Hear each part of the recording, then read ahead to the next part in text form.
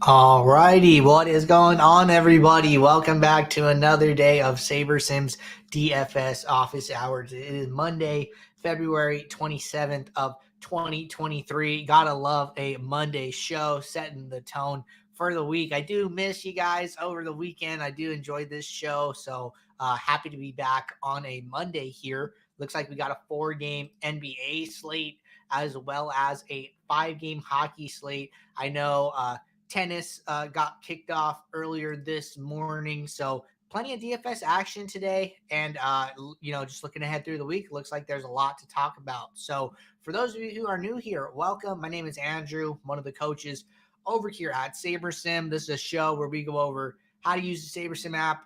You guys can ask any and all DFS related questions. Take questions in both the live YouTube chat and the office hours channel in our Discord server. If you're not in the Discord, there's a link in the description below to get joined up. And if you are not joined up with SaberSim, there is also a link to a 7-day, no strings attached free trial. Join up, check us out. Tune into this show Monday through Friday, 2 p.m. Eastern. Get your questions answered. But that being said, going to get the app pulled up here. Looks like we have 2 questions in the Discord and 1 question already in the YouTube chat. So if you guys have questions, now is a great time to get them in. But we are just going to jump right in and get it going here. So it looks like the first question came in yesterday from JN Zook. This is a great example of was probably building some lineups yesterday. Question came up and just threw it in the office hours channel. That is what I try to encourage everybody to do while you're building throughout the day. Just throw the question in there while it's on your mind. Let it sit, and we'll get to it on the next show. That gets us a steady queue of questions for the show. But question is, what does the auto apply exposures do? Yes, so good question here. Going to hover over to NBA and just going to run a build really quickly here so we can demo this. But it is a more recent change. It's something that we added, I would say, within like the last month or two.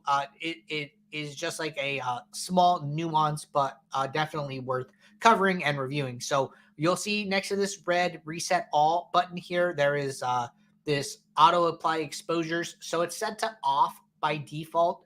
What this does is that, every time you make an exposure adjustment, up or down, min max, whatever, the builder has to reanalyze the set of lineups and then, find the set that matches, that are the highest saber score, all of that good stuff here. So if I were to just, make one change at a time here, the builder would have to do that over and over and over again. It can be a little time consuming, especially like if you're in a crunch and you're kind of pressed for time. So like when auto apply is on, every time I make a change, the builder is going to think, and then it is going to update your exposures accordingly. It's still pretty fast. We can see that right here if you're tuning into the video version. The builder does do a good job of updating quickly, but at times, once you start putting in mini uniques and once you start combining all of these factors together, the searching process for the lineups can take a little bit longer. So what we've done is we've added this option to turn auto apply exposures off. What this allows you to do is make any changes that you want and then apply them all at once. So the builder's not going to think or search for lineups when you do this. You're just going to put all of them in here. Let's say, I don't want anybody above 70% here. So I'm going to change all of these guys that are over 70% to 70%. And then I'm just going to put these other guys as like a careful. So none of this has been applied, even though I've made 6 exposure adjustments here. But now I'm going to hit this apply button and apply them all at once. And then the builder only has to do that process one time. So it's just like a time-saving method. Nothing too special about it. But it can make a difference in a time crunch. So that is all it does. One note on that actually for you guys here. This is a bug that the team is aware of. So when you go to stack types or team stacks or something like that, maybe you want to like zero out a stack type, right? Maybe you're like, you know what? I don't want to play any 5 stacks in my NBA lineups here. If auto apply is off and you do max exposure to 0, that is not going to apply correctly. So 2 options here. Either change this to like 1 So it will recognize that, and then you can hit apply here. And then if you set it to 1, that's essentially 0. So that's one way. Or the other option is turn auto apply on, and then let me reset this. So the other way is if you turn auto apply on and then you put a 0, it will recognize that now. So for some reason, when the auto apply exposures is off, it is not recognizing a 0 and allowing you to apply that. So you either have to change it to 1, or you need to put auto apply on and then change it to 0, and then it will work. So it is a bug that the team is aware of that we are looking to get fixed, but just want to let you guys know about that in the meantime. All right. Next question here from Mike1377 here. And going to get this one in the chat. Mike said, question for office hours. How often does it take the Sims to catch up with players on new teams? For example, player rotations, minutes, usage, etc. I noticed after the trade deadline, the Sims have been off a bit, was practically cashing in every night up until then. This is a good question, right? And, frankly, I think that this is something that is similar to like the beginning of the season, especially like with rookies and how those specific players are handled. Essentially the more time these guys play, the more data we get. It's really hard to model how a player on one team is going to play on a different team. I think like a great example of that is probably somebody like Mikal Bridges, if that's how you say his first name, not sure. Goes from Phoenix, not a really key player there on that team, not a big offensive productive player, I guess is like what I'm trying to say. Wasn't scoring a lot.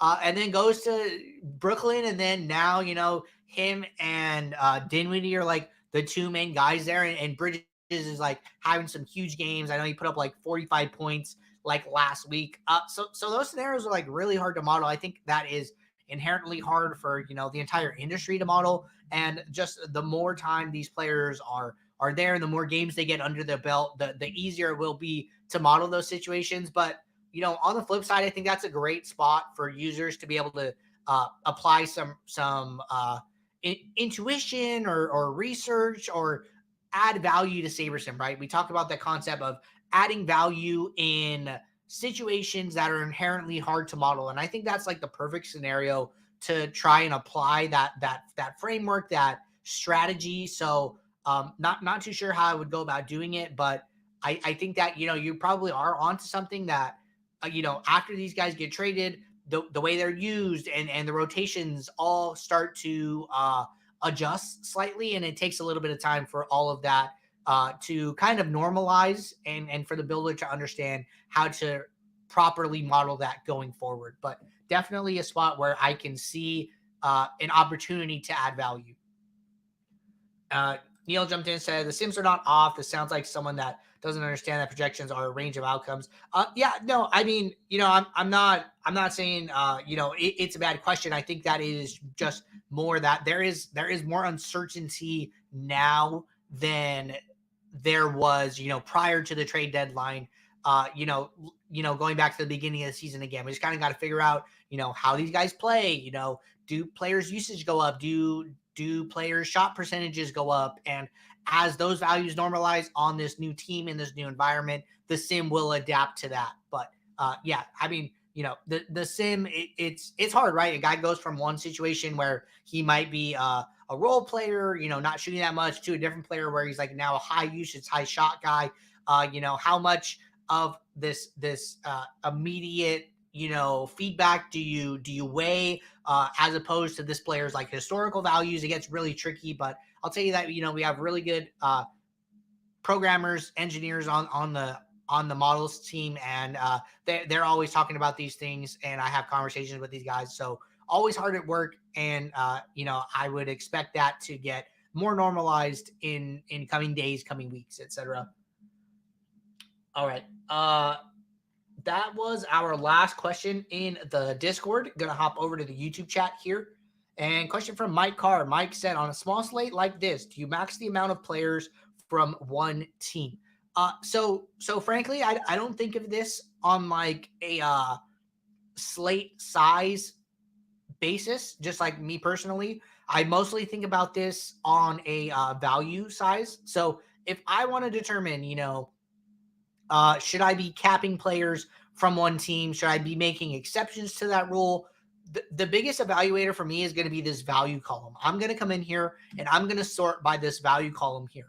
And right off the bat, our top 6 value plays here are all from Detroit. I don't know what the injury report looks like here. Let's go over to Detroit. Let's see what's going on. So Cade's been out all year. Okay, Bojan Bogdanovic is out.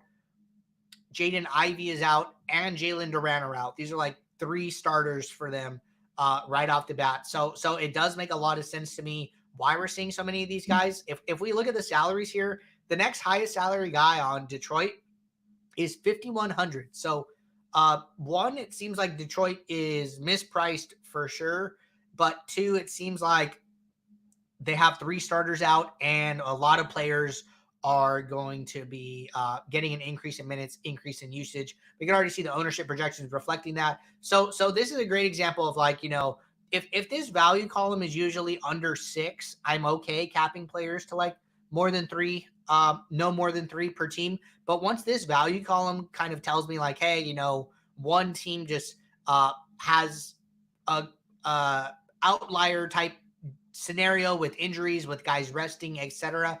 So that's what I'm seeing with this Detroit team. So I'm totally okay allowing more than 3 players from Detroit specifically into my lineups today. But I would let some of the slate context lead you to those conclusions. I think another thing, just getting back to your question here, usually on a bigger slate, you want to you would care more about capping the players because there's so many teams on the slate, so many options to have a lower combination of players from, you're not going to need one team to go off in order to get to a winning lineup. But as the number of games on the slate goes down, as the number of teams go down, you should probably be more open to playing more players from one team because the player pools are getting smaller, right? So I would say that the way I would think about it normally is on a bigger slate, 8 game, 9 game, 10 game, I would be more okay capping the number of players per team. But as the number of games on the slate goes down, I'm actually less inclined to do that and more okay with bigger stacks if, one team has just a much better scenario than other teams. So I think in general, that's probably the right way to think about it. But I'm for sure making an exception here with so much value on Detroit, with their team just being so mispriced. I mean, they have, 3, 4, 5, like so many guys, in the 3 to 4K range, which is very low on DraftKings specifically. But good question there, Mike. All right, Chandre said, why does the builder take so much time to generate no stack lineups on a 5 or more NBA slate? Yeah, so I mean, if you go, I think that, just in general, there is a difference between unchecking a stack type and setting a lineup rule. I don't know all of the intricacies of this, but usually if you were to uncheck a stack type or multiple stack types, the build will take longer to run. What I would suggest is setting a rule instead. So then I would just set a rule to say, use no more than I would do a group automatic rule, and then I would say use no more than 1 player per team, and I would group by team. And then I'm just going to save this as an auto rule here, and then we're just going to run 500 lineups here. This is essentially the same way as setting a no stack lineup, right? So here I set this rule. We got 500 lineups. Looks like we got them pretty quickly here. If I hover over to stack types, there are no stack types here because there are no stacks in any of my 500 lineups. And, this build ran in like 10 seconds. But I think that, if you were to come in here and uncheck all the stack types, only check no stacks, and then turn this rule off, I think that this would take a lot more time. This is like over my head as far as, builder engineering and all of those things. I mean, right off the bat here, uh, it's been, probably like 10 seconds and we're still at building lineups 0 out of 500 here. So, not sure exactly why this happens. It is something that the team is aware of, but if I were you in this specific scenario, I would go with the group auto rule that we just demonstrated, and where that build took, minimal time to finish here. And, we didn't even get any lineups with these no stack types. So that is the way that I would go about doing that. Apologize for the inconvenience. Happy to help you with a workaround for that situation. All right, scrolling down here. Neil from earlier said, yeah, I can certainly see projection being more fragile. Yeah, exactly. I think that's like really what it comes down to. Chandra said, nice. I was using the stack types. Yeah, I get it. One of the things that we're trying to work on is, there are more than one way. There's like more than one way to do one specific thing, and it can be confusing, and some can work better than others. So we are working on like some updates to the app to kind of make that process flow a little smoother, be a little more clear as to what's going on. But glad we were able to figure that one out. All right, Chase Hollins said, if I have 300 entries on a given slate, should I be making 300 unique lineups? And if so, why? Because I have heard some players who just make a set of 150, then will enter it multiple times. Yeah, so Chase, I actually thank you for sending this question in. This one was sent over via support. I was aware of this, so I might have missed it. So thank you for mentioning it in the show. But to answer your question, so it is personal preference. I know some people just like to, have 150 set and kind of, dupe lineups in different contests. From there, it's totally a personal thing. Frankly, my practical advice is that, if you have 300 entries on a given slate, should I be making 300 unique lineups? For me specifically, it depends on what type of contest you're playing, right? So in my specific example, I do not like to build unique lineups for like satellites that I play on like FanDuel, mostly because those are like, it's like a 10-cent satellite to win like a $5 ticket, right? I don't want my highest scoring lineup to end up winning a $5 ticket. I'd rather build unique lineups for the number of GPPs that I care about winning. So usually for me, that is, entering lineups, coming into SaberSim, importing the lineup file into SaberSim, and then looking at the contests and then determining which ones that I would be okay with having my highest score in that contest. So usually for me, that's like a prize pool thing. I just like, if there's like a 50K contest, then I know that first prize is probably about 5,000. I'm like, okay, I'm fine with that one, right? So I'll usually just sort. You can't sort by prize pool because it's like usually in the name of the contest, but I'll look at those. You could reorder the contest manually using the there's like a little grab feature, and you could like drag and drop is what I was looking for. So you could drag and drop your contests, order them however you want. I will like count the number of lineups in the number of contests that I care about winning, and then I will build a unique lineup for all of those. So sometimes I'm building 200-300 unique lineups. I think that's okay. For every contest that I care about winning, I want to build a unique lineup for, and I do not want to dupe, mostly because, if you look at DFS from like a long-term perspective, not like a night-by-night thing, your goal should be to in order to be a winning player, you need to have a repeatable process where you are building a strong pool of lineups night after night, right? So for me, my goal is always to build a strong pool of lineups and then get as many of those lineups into contests as possible. So I don't want to play just 150 because I think I have a strong pool. I want to play more of my pool. That way I can get more of those lineups into my contest, and hopefully one of those lineups is a high score winning lineup, right? So I'm not confident that I can, take 150 out of 5,000 and that 150 will have my highest actual scoring lineup of the night in it. I think that there is like some randomness in that's why, we have like so many different lineup sorting methods. We have Saber Score, we have percentiles, we have custom metrics. Those are all ways for people to try and find a way to bring to the top of their pool what they perceive to be the highest scoring, what has the best chance of being the highest scoring lineup of the night, right? We have our own algorithm that we try to do that with, but we open up custom metrics to allow people to tweak that and do their own things with it, right? So for me, instead of trying to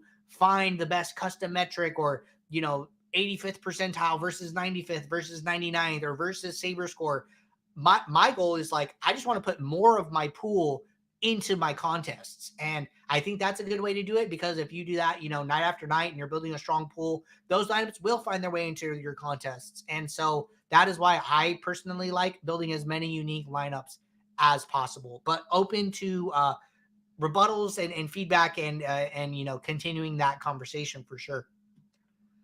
All right. Next question here from Sharon P. said, in XFL, what is the best way to ensure SS will only build league lineups? Example, at least one player from 3 different teams. Okay. Good question here. So let's go over to XFL and we will look at this past 4-game slate that just ran. So it looks like, we have the next slate loaded up here. No projections yet, but let's go back to, I believe it was the 23rd of February that this slate kicked off.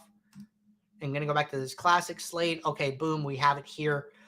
So how do I ensure that I get at least one player from 3 different teams? So what I would do is I would go into the builder and I would do a group automatic rule.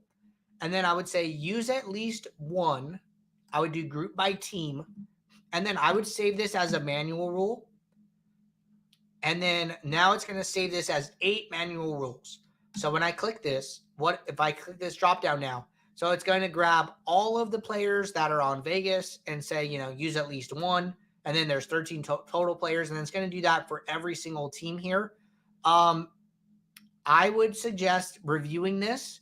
And then, if there are 3 specific teams that you're looking for, what you can do is you can trash the rule for the players that you don't want this rule for. So, maybe I don't care about DC. So then I can come in and I can get rid of the rule for DC. And then, Orlando, I could get rid of it for Orlando, right? And then now I'm going to be left with 6 teams as opposed to 8. So now, I'm going to get at least one player from all of these teams in there. I don't think there is a good way to say, like, use at least one player from 3 teams for every single lineup. I can't think of a good way to do that, but I would experiment with the group auto rules and, some combination here of players or positions or teams or games. Okay. Follow up. I was getting players from only 2 teams and lineups were not loading for DK. Okay. So if you're getting like mega stacks or too many players, what I would suggest doing is like, let's just build some lineups here. I would go into the team stacks or team stacks tab. I think that's probably best here. And then make sure you're getting some exposure to each team.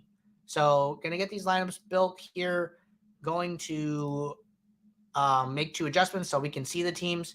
So then if I go to team stacks, so we're getting a ton of Seattle and Houston here, right? Maybe this is like what you're referring to. I would go into the team stacks and then I would probably just start increasing the exposure for these other teams here. So, maybe for, I'm going to assume this is San Antonio, going to increase them to like 10%. Maybe I just start matching pool exposure like across the board here, 15, 5, 20. And then maybe I don't do DC just because their pool exposure is so low. So you can increase the team exposure here. This will get you some exposure to every single team. You can also decrease some of these teams, right? Maybe you want to like move Seattle and Houston down. Maybe you want to cap them a little bit here. And then this will kind of smooth you out. Another option, if you don't want to be, so forceful here, is you could try this with min uniques and then see how spread out that gets you here. So made some adjustments. Let's just reset this. Go back to players. Make my 2 adjustments again. Okay, so now I'm back to lineups 1 through 20.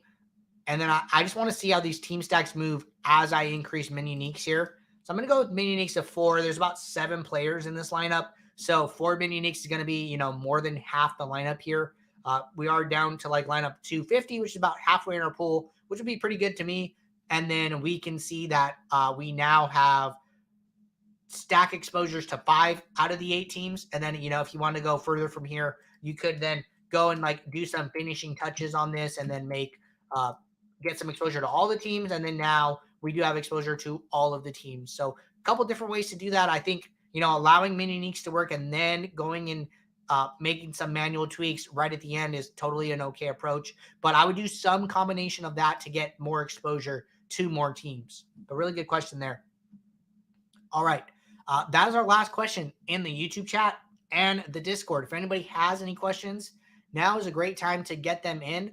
I'm going to pull up the NBA injury report and we can start diving through that while we wait for more questions to come in. So let me get my screen pulled up here.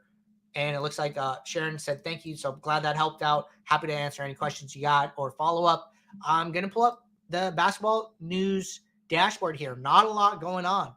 Big news here is probably Isaiah Stewart and Tyler Hero being questionable. Both of those games start right at lock. So that news should be out ahead of time.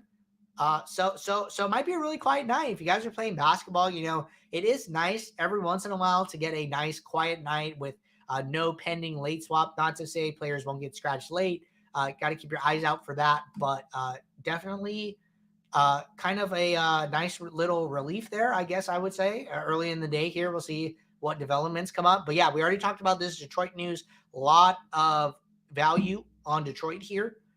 And then Kyle Lowry's still out. Probably the only big name here. I don't think that either of the point guards on Miami have done very well with him being out. I believe it's like Gabe Vincent has been starting, and Oladipo hasn't done that much either. So not like a huge value spot there for me. Jaylen Brown being out is interesting. I do not know if he was out before, but I do know that like Tatum's back, Marcus Smart is back. So maybe Derek White gets like some more run. Maybe he doesn't. Would be interesting to look into that. But Jaylen Brown is probably like the only other big news here. Looks like Derek White is who we are projecting to absorb some of that usage with him pushing a 6 value here. So just something to note there.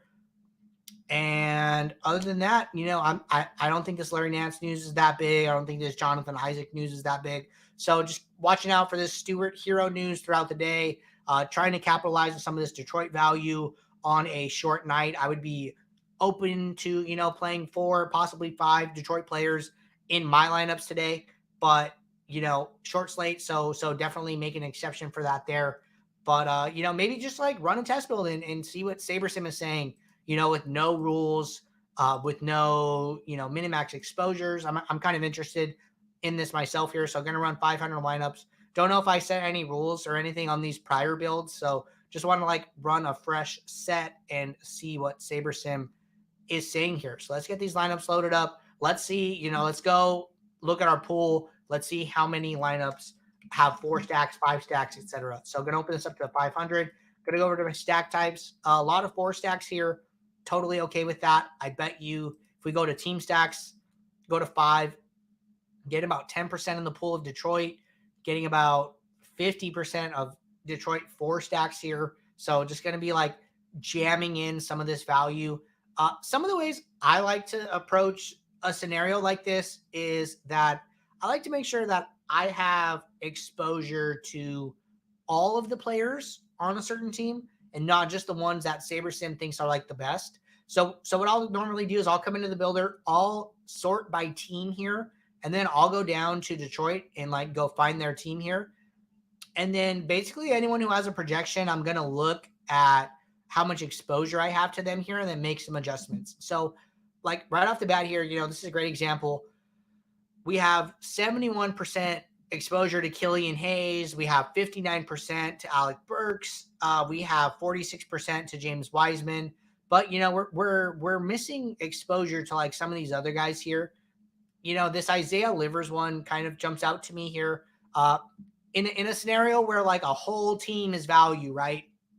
I don't really like to leave some guys behind. So I'm kind of okay coming in here and bumping up some exposure to livers. It's not going to make a difference at the moment just because my number of lineups is 500. It's not going to work. But, the auto apply exposures is off. So what we can do is we can do two things here. Lower our number of lineups and then scroll over to the right and look at both the pool exposure. I'm going to drag this over and the exposure in my lineups here, right? So I'm still not getting a lot of livers. Frankly, I don't love that.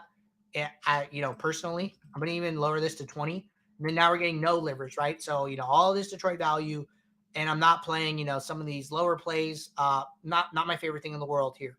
So I might come in, bump some exposure to livers, bump some exposure to Corey Joseph, and then kind of just make sure that I'm treating Detroit as like a team as opposed to individual pieces, because I think like they're all good plays in this scenario. I'm not going to go crazy with it. I'm just going to kind of come in here and get some minimal exposure to those guys and still take stands on these other guys. But I think that, this is an okay scenario. And it's just something I personally like to do. So just my thoughts there on some different ways to handle the Detroit value tonight, and good luck to all of you there. We are going to jump back to the YouTube chat. Looks like we have a question here from Ryan Nelson. So going to get Saberson pulled back up and going to get this question up. Ryan said, going to get a top 5 in one of these 20 maxes. Thought with Naz Reid only being 40% in low stakes that it was going to be last night, but it will come soon enough. Yeah, I mean, I'm assuming I didn't play last night, but I saw that it was a Naz Reid night on in DFS Twitter streets, and I saw that he smashed with like 30 points, 64 FanDuel fantasy points. So looks like I'm assuming Rudy Gobert got ruled out and he got ruled in as the starter and just smash. But I was listening to I believe a podcast recently, and I think it was Brick 75 was talking about, with the way he sees it, like there's not a lot of difference between coming in first as opposed to coming in, any position in the top 10 in a DFS contest. Once you get to that small of a percentage in a contest, you're already past like the top 0.1% most of the time. It does get kind of random, right? So, keep hanging in there, Ryan. The chips are going to fall your way, and that top 5 finish is going to come. So just keep grinding it out. Looks like you have a good attitude. So best of luck to you there. But all right, everybody. I think we are going to call it there. We will be right back tomorrow, Tuesday, 2 p.m. Eastern, for our next show of the week. If you guys have questions throughout the day, throw them in the Office Hours channel. That gets us a steady flow of questions for our next show. But until then, good luck in all of your contests. Take care, and I will see you.